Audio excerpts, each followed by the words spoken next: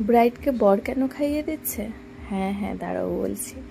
এখানে বিয়েটা হচ্ছিল বরেরই বাড়িতে, তাই এখানে ব্রাইডকে বর খাইয়ে দিচ্ছে। তো যেহেতু বরের বাড়ি খুব কাছেই ছিল আমার বাড়ির, তাই হেঁটে হেঁটেই চলে গেছে ব্রাইডের লোকেশনে। তারপর কিছুক্ষণ ব্রাইডের হলদি শ্যুট দেখলাম, দেন মেকআপ শুরু করলাম। সো আজকের ব্রাইড আমাদের রাখি, মিষ্টি ব্রাইড। বলো লুকটা কেমন চাইছো?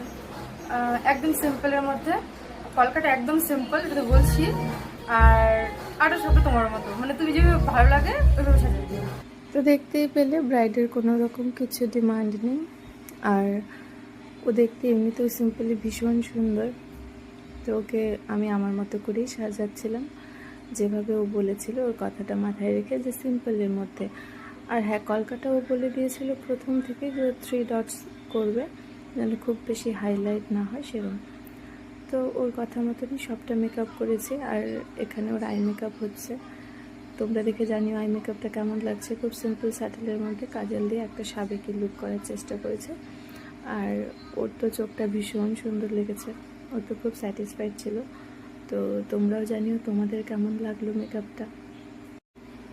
আরেকটা কথা না বললেই নয়, আমার এই ব্রাইড ছিল ভীষণ চুলবুলি, এত কথা বলে, এত কথা বলে।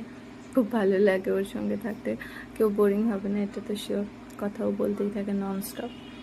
তো এভাবেই কথা বলতে বলতে হাসতে হাসতে কাজ করছিলাম। যেহেতু বসতে একটু লেট হয়েছিল, তাই শেষ করতেও কিছুটা লেট হয়ে যায়।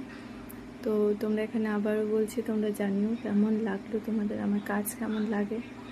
আর যদি কোনো ভুল ত্রুটি থাকে সেক্ষেত্রে তোমরা বলতেই পারো।